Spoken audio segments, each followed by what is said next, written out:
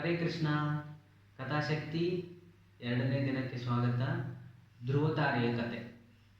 Starting ಒಂದು 5 ವರ್ಷದ ಮಗು ಸಾಧನೆ ಮಾಡಿದ್ದಾನೆ ಅಂತ ದೊಡ್ಡ ರಾಜರು ಋಷಿಮುನಿಗಳು ಕೂಡ ಕಷ್ಟಪಟ್ಟರು ಅನ್ನೋದಕ್ಕೆ ಈ ಒಂದು ಧ್ರುವತಾರೆಯ ಮಗುವಿನ ಒಂದು ಕತೆ ನಿಮಗೆ ಒಂದು ಪ್ರೇರಣೆ ನೀಡುತ್ತೆ.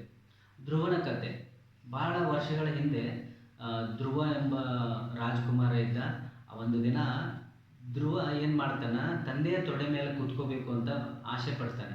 ಆ ಟೈಮಲ್ಲಿ ಮಲ್ತಾಯಿ ಬಂದ್ಬಿಟ್ಟು ಏನು ಮಾಡ್ತಾಳೆ, ತಡಿತಾಳೆ. ಆ ಸ್ಥಾನ ನಿನಗೆ ಬೇಕಿದ್ದರೆ ಮೊದಲ ಏನು ಮಾಡಬೇಕು, ದೇವರ ಆಶೀರ್ವಾದ ಗಳಿಸು, ಅದಾದಮೇಲೆ ತಂದೆಯ ತೊಡೆ ಮೇಲೆ ಕೂತ್ಕೊಳ್ಳೋಕೆ ಅರ್ಹ ಆಗ್ತಿ ಅಂತ ಹೇಳ್ಬಿಟ್ಟು ತಾಯಿ ಹೇಳ್ತಾಳೆ. ಬೇಜಾರಾಗ್ಬಿಡುತ್ತೆ ಧ್ರುವನಿಗೆ. ಅದಾದಮೇಲೆ ಏನು ಮಾಡ್ತಾನೆ, ಅಳ್ತಾ ತಾಯಿ ಬಳಿ ಓಡಿ ಹೋಗ್ತಾನೆ.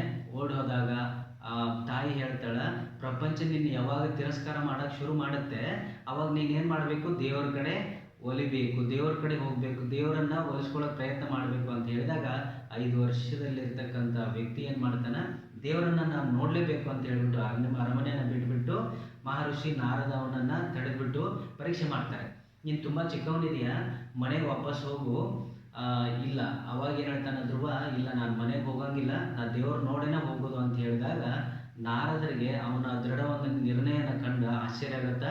ಆ ಟೈಮಲ್ಲಿ ಏನು ಮಾಡ್ತಾರೆ, ನಾರದ ಮುನಿಗಳು ಅವನಿಗೊಂದು ಮಂತ್ರನ ಕಲಿಸ್ಕೊಡ್ತಾರೆ. ಅಂತಹ ಏಕಾಗ್ರತೆ ಮತ್ತು ಭಕ್ತಿಯಿಂದ ಧ್ಯಾನ ಮಾಡೋಕ್ಕೆ ಶುರು ಮಾಡ್ತಾನೆ ಅವನು. ದೇವರುಗಳಿಗೂ ಕೂಡ ಆಶ್ಚರ್ಯ ಆಗುತ್ತೆ. ವರ್ಷಗಳು ಕಳೀತವೆ.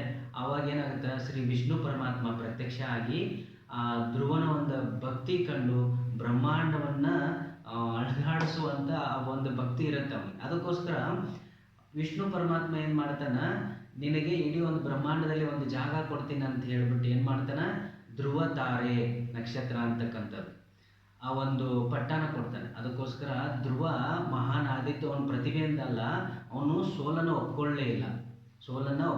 ಅದಕ್ಕೋಸ್ಕರ ಎಂಥದೇ ನೋವಾಗಲಿ ನಮಗೆ ಉದ್ದೇಶವಾಗಿ ಅದನ್ನು ಮಾರ್ಪಡಿಸ್ಬೇಕು. ತಿರಸ್ಕಾರ ಯಾರು ಮಾಡ್ತಾರೆ ಅದನ್ನು ಶಕ್ತಿಯಾಗಿ ತಗೋಬೇಕು. ಅದಾದಮೇಲೆ ಕಷ್ಟಗಳನ್ನು ಬೆಳವಣಿಗೆಯಾಗಿ ನಾವು ಚೇಂಜ್ ಮಾಡಬೇಕು. ಆವಾಗಲೇ ನಾವು ಏನು ಮಾಡೋದು, ಒಂದು ಗುರಿನ ಮುಟ್ಟೋಕೆ ಸಾಧ್ಯ. ಇವತ್ತು ಒಂದು ಕ್ವಶನ್ ಕೇಳಿ ಮಕ್ಕಳಲ್ಲಿ, ರಾತ್ರಿ ಒಂದು ಊಟ ಮಾಡ್ತಿರ್ತೀರ, ಆ ಒಂದು ಸಮಯದಲ್ಲಿ ಕೂತ್ಕೊಂಡು ಮಕ್ಕಳನ್ನ ಕ್ವಶನ್ ಕೇಳಿ, ನೀವು ಯಾವ ಗುರಿನ ಯಾವತ್ತು ಬಿಡೋಂಗಿಲ್ಲ. ಒಂದು ಗುರಿನ ನೀನು ಹಿಡ್ಕೊಂಡಿದೆಯಲ್ಲ, ಆ ಗುರಿ ಎಲ್ಲಿವರೆಗೂ ನೀನು ಬಿಡೋಂಗಿಲ್ಲ, ಅಲ್ಲಿವರೆಗೂ ನಿನ್ನ ಒಂದು ಬೆಳವಣಿಗೆ ಚೆನ್ನಾಗಿರುತ್ತೆ. ಗುರಿನ ನೀನು ಅವಾಗಲೇ ಕೂತ್ಕೋಬೇಕು ಅಂತಕ್ಕಂಥ ಒಂದು ಕ್ವಶನನ್ನು ರಾತ್ರಿ ಅವರ ಮೈಂಡಲ್ಲಿ ಬಿಡಿ.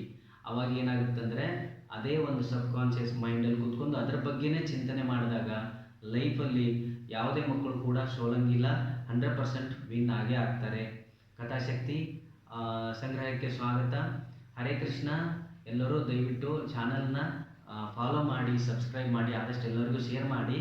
ಈ ಒಂದು ಚಾನಲ್ನ ಉದ್ದೇಶ ಏನು ಅಂತಂದರೆ, ಮಕ್ಕಳಲ್ಲಿ ಒಂದು ಜಾಗೃತಿ ಮೂಡಿಸೋದು, ಮಕ್ಕಳಲ್ಲಿ ಕಾನ್ಫಿಡೆಂಟು, ಅದಾದಮೇಲೆ ತಂದೆ ತಾಯಿಯ ಒಂದು ವ್ಯಾಲ್ಯೂ, ತಾಯಿಯ ಒಂದು ಮಹತ್ವ, ತಾಯಿಯ ಒಂದು ಪಾತ್ರ, ತಂದೆಯ ಒಂದು ಮಹತ್ವ ಮಕ್ಕಳಿಗೆ ಯಾವಾಗ ಅರ್ಥ ಆಗತ್ತೆ ಅವಾಗ ನಮಗೆ ರೆಸ್ಪೆಕ್ಟ್ ಕೊಡೋಕ್ಕೆ ಶುರು ಮಾಡ್ತಾರೆ.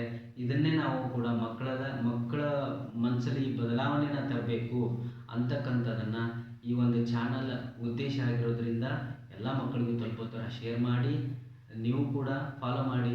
ಹರೇ ಕೃಷ್ಣ.